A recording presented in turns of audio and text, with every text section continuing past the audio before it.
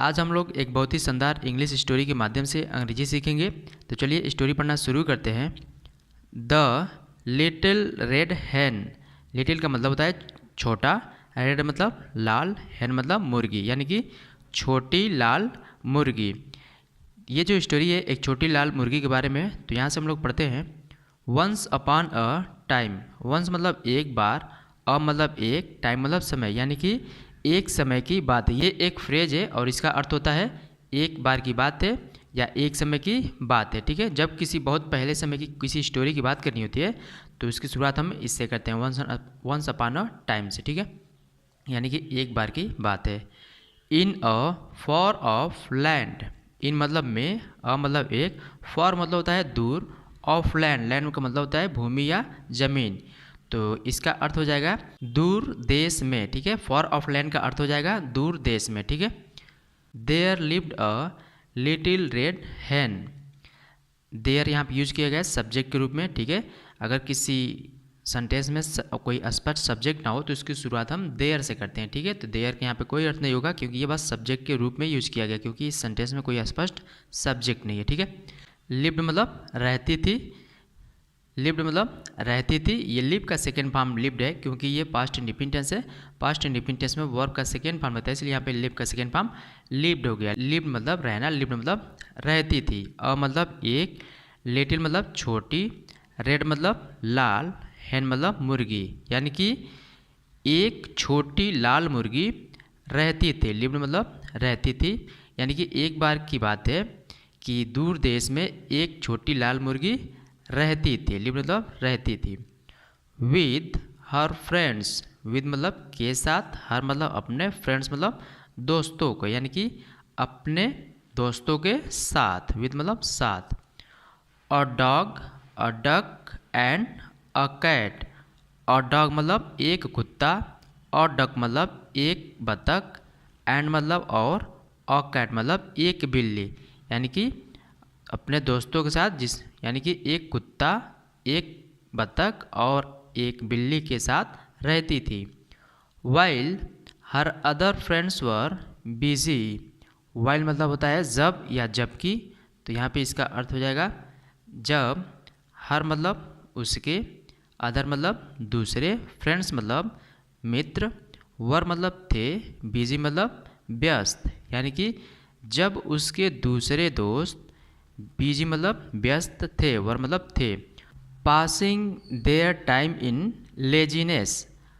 Passing मतलब होता है गुजारने में या व्यतीत करने में, देयर मतलब अपने, टाइम मतलब समय, इन मतलब में, लेजीनेस, लेजीनेस का मतलब होता है आलसीपन में। ठीक है, या आलस्य में, यानी कि अपने समय आलस्य में गुजारते थे। यानी कि जब उसके दूसरे दोस्त अपने समय को आलसपन में गुजारते थे। ठीक है, पासिंग मतलब गुजारना होता है। The little red hen worked hard. The little मतलब छोटी, रेड मतलब लाल, हैन मतलब मुर्गी, वर्कड मतलब काम करती थी। ये वर्क का सेकेंड फॉर्म है वर्कड, क्योंकि ये पास्ट इंडिपेंडेंस है। पास्ट इंडिपेंडेंस में वर्क का सेकेंड फॉर्म होता है, इसलिए यहाँ पर वर्क का सेकेंड फॉर्म वर्क कर दिया गया। ठीक है, वर्क मतलब काम करना, वर्कड मतलब काम करती थी, हार्ड मतलब कठिन, यानी कि छोटी लाल मुर्गी कठिन काम करती थी। वर्क मतलब काम करती थी। She asked her friends to work.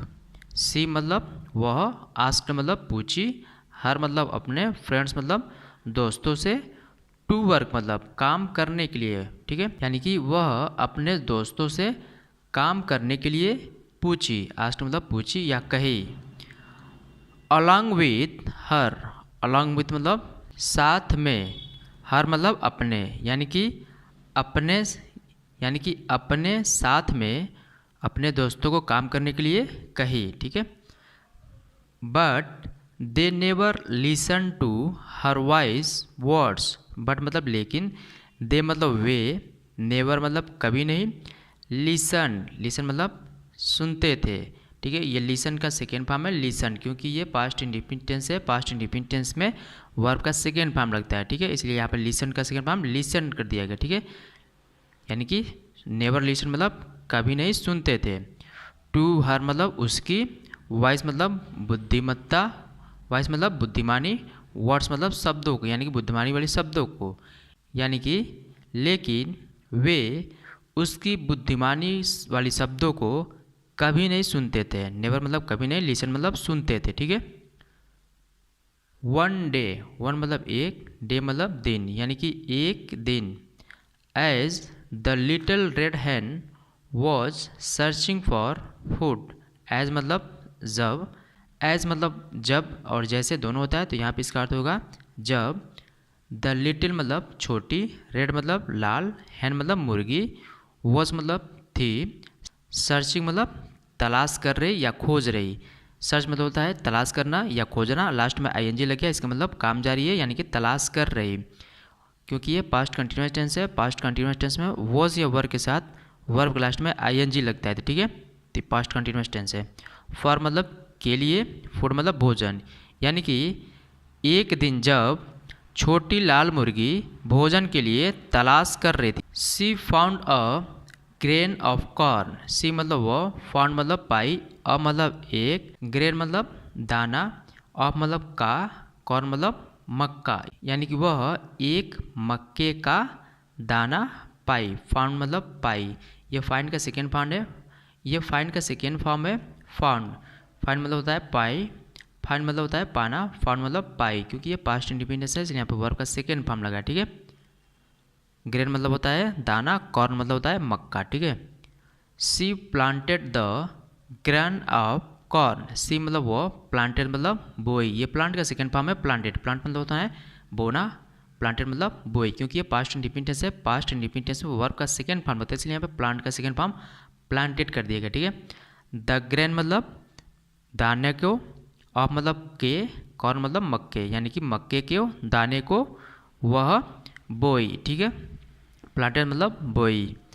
When it grieve, when मतलब जब, इट मतलब यह, ग्रीव मतलब बड़ा हुआ, ग्रो मतलब होता है बड़ा होना, ग्रीव मतलब बड़ा हुई, क्योंकि ये पास्ट इंडिपेंडेंस है यहाँ पे वर्ब का सेकेंड फॉर्म लगा है, ठीक है, ग्रीव, यानी कि जब यह बड़ा हुआ।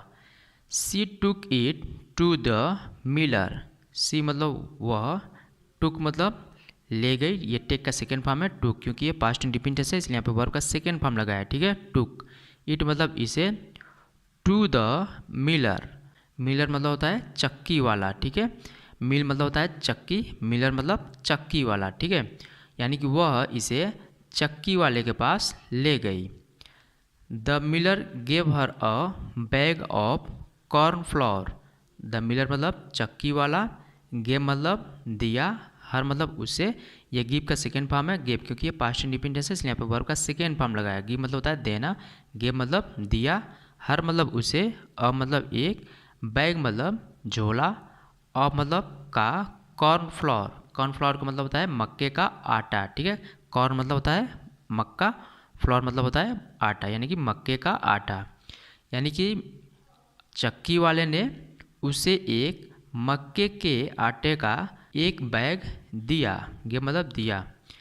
सी केम होम, सी मतलब वह, केम मतलब आई, ये कम का सेकेंड फॉर्म है केम, क्योंकि ये पास्ट इंडिपेंडेंस है इसलिए यहाँ पे वर्ब का सेकेंड फॉर्म लगा है, ठीक है। कम मतलब आना, केम मतलब आई, होम मतलब घर, यानी कि वह घर आई। And made a bowl of soup, and मतलब और, मेड मतलब बनाई, ये मेक का सेकेंड फॉर्म है मेड, क्योंकि ये पास्ट इंडिपेंडेंस है इसलिए यहाँ पर वर्ब का सेकेंड फॉर्म लगा, मेक मतलब बनाना, मेड मतलब बनाई। अब मतलब एक, बॉल मतलब होता है कटोरा, आप मतलब का, सूप मतलब सूप ही होता है या इसे हम शोरबा बोलते हैं, ठीक है, यानी कि और शोरबे का एक कटोरा बनाई। All for her self, all मतलब सभी, फॉर मतलब के लिए, हर सेल्फ मतलब अपने लिए, यानी कि वह घर आई और शोरबे का एक कटोरा अपने लिए बनाई, ठीक है। एज सी एट, ये इट का सेकेंड फॉर्म है एट, क्योंकि ये पास्ट इंडिपेंडेंस है, पास्ट इंडिपेंडेंस में वर्ब का सेकेंड फॉर्म लगता है इसलिए यहाँ पे इट का सेकेंड फॉर्म एट हो गया, ठीक है। इट मतलब खाना, एट मतलब खाई, यानी कि जब वह खाई। Her other friends sat with their hungry croaking stomachs, her मतलब उसके, अदर मतलब दूसरे, फ्रेंड्स मतलब दोस्त, सैट मतलब बैठे, ये सीट का सेकेंड फॉर्म है सैट, क्योंकि ये पास्ट इंडिपेंडेंस है इसलिए यहाँ पर वर्ब का सेकेंड फॉर्म लगा है, ठीक है। सैट, सीट मतलब बैठना, सैट मतलब बैठे, विद मतलब के साथ, देयर मतलब अपने, हंग्री मतलब भूखे, क्रॉकिंग मतलब होता है मेढक की टर टर की आवाज़ को हम क्रॉकिंग बोलते हैं। और इसका एक और अर्थ होता है कि जो पेट की गुड़गुड़ाहट होती है उसे भी हम क्रॉकिंग बोलते हैं, ठीक है। स्टमक मतलब पेट, यानी कि उसके अन्य दोस्त भूखे पेट के साथ बैठे रहे, ठीक है। सैट मतलब बैठे रहे, विथ देयर मतलब अपने, हंग्री क्रॉकिंग स्टमक्स यानी कि भूखे पेट के साथ बैठे रहे, ठीक है। They promised never to be lazy, they मतलब वे, प्रॉमिस मतलब वादा की, ये प्रॉमिस का सेकेंड फॉर्म है प्रॉमिस्ड, क्योंकि ये पास्ट इंडिपेंडेंस है, यहाँ पे वर्ब का सेकेंड फॉर्म लगा है, ठीक है। प्रॉमिस मतलब वादा करना, प्रॉमिस्ड मतलब वादा किए, नेवर मतलब कभी नहीं, टू बी मतलब होने को, लेजी मतलब आलसी, यानी कि वे कभी आलसी ना होने की वादा किए। तो इस स्टोरी का मोरल देखते हैं क्या है। There are no gains without pains, there यहाँ पे लगा है सब्जेक्ट के रूप में, ठीक है। जब किसी सेंटेंस में कोई स्पष्ट सब्जेक्ट ना हो तो वहाँ पे हम सब्जेक्ट के रूप में देयर का यूज़ करते हैं, तो यहाँ पे इसका कोई अर्थ नहीं है, ठीक है। आर मतलब है, नेवर, नो मतलब नहीं, गेन्स मतलब प्राप्त होता है, विदाउट मतलब के बिना, पेन्स मतलब दर्द या कष्ट, यानी कि कष्ट के बिना कोई लाभ नहीं मिलता है, ठीक है। तो ये था आज का स्टोरी। नेक्स्ट क्लास में भी हम लोग इसी तरह से एक शानदार स्टोरी के माध्यम से अंग्रेजी सीखेंगे। Thank you.